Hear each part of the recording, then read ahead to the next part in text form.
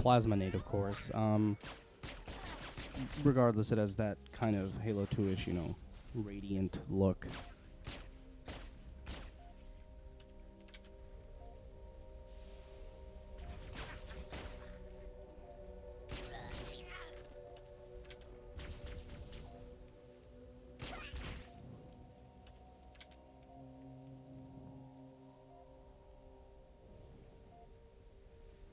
Also, it's worth noting that you cannot akimbo, no dual wielding.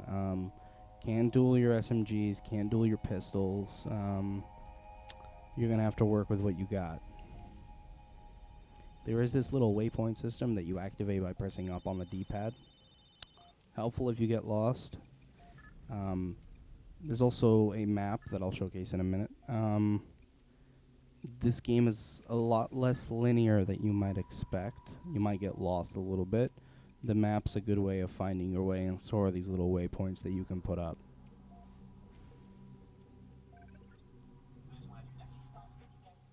Here's the map. Your objectives are usually looking like that.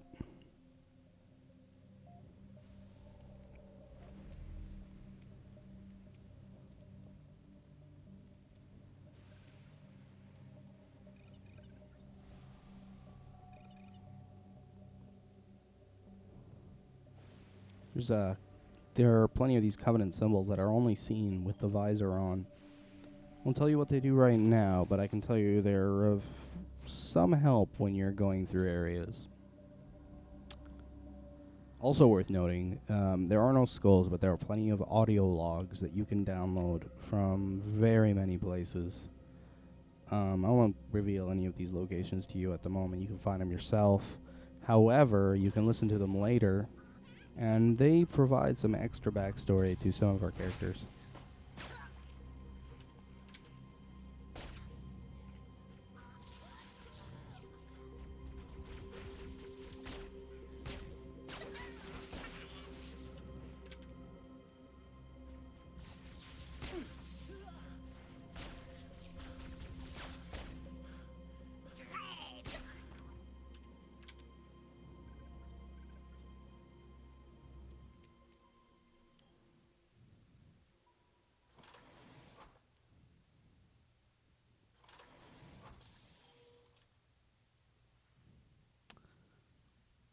Most of the weapons that are in Halo 3 are also present here. You won't find a BR though. There's an AR right there. Most kind of ammo is scattered out through the place. You will find pretty much every weapon except for the BR, and I'm not sure why.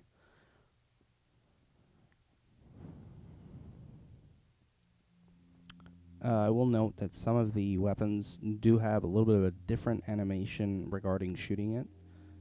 Some of them look like they have greater recoil, even though they don't have actual recoil.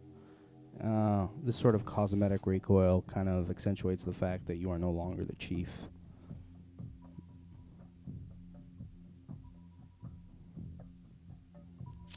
Be used to these dark, long hallways. You'll be doing a lot of close quarters fighting.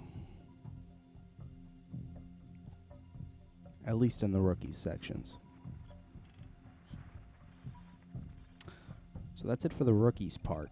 If you don't want to see any more, I suggest you kind of tune out right now, because I'm going to show you the second part of the first campaign mission with the character Buck.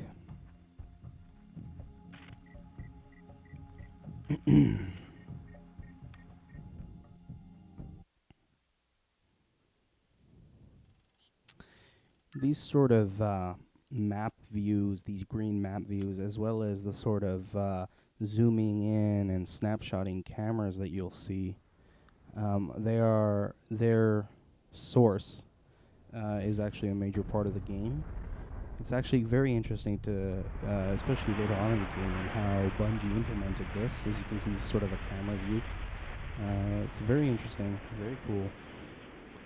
I have to say, Bungie is definitely a developer studio with huge attention to detail, especially regarding their storytelling. skip that as well. Don't want you to see anything.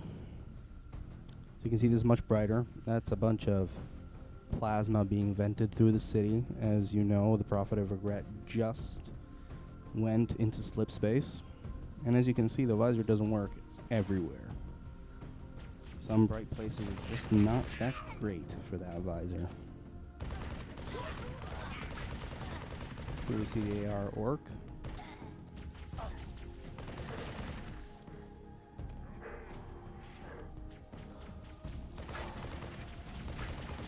One thing I'd like to note also is the nade trajectories have been changed. Instead of having to lob them or kind of, aim them in a different location, in this case, the nades go straight to the reticle, which in some ways is good and also in some ways bad for a lot of you that have gotten used to the original way of throwing nades in Halo 3. My suggestion: don't play a lot of ODST campaign or firefight and then head into a Halo 3 multiplayer match. You might be sorely disappointed with your nade throws.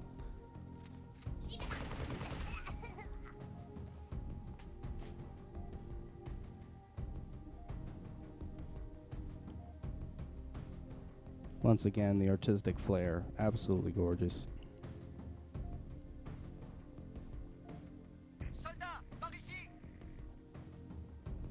And remember, this is a French leaked version, so ignore whatever they say if you don't know French.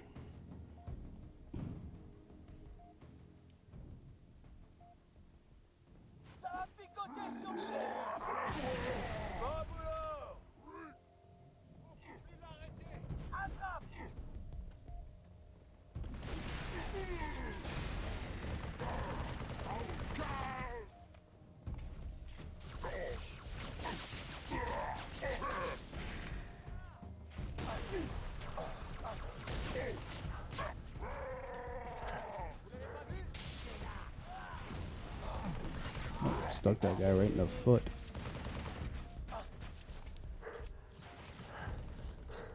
I would like to mention, this is just on normal. You can tell that I'm losing health at a sort of a steady pace. I'm not saying I'm a very good player either, but regardless, this game gets really hard at higher levels, and finding health packs isn't always as easy as you might like it to be.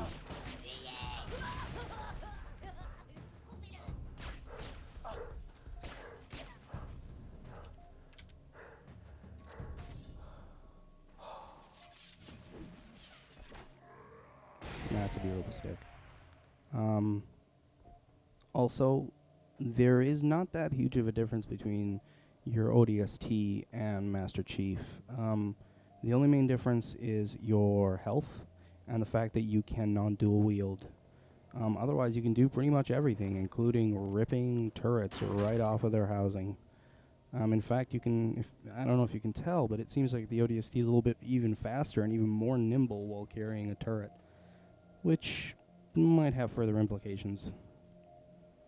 As you can see, that is an elite. And you will notice that there are no elites on the levels I'm playing. I'm not going to tell you if there are elites later on in the game. I will tell you that there is a nice backstory regarding the elites as well, though. There is the Believe logo over there, nice slogan. C'est top secret. Ben voyons, sans rire.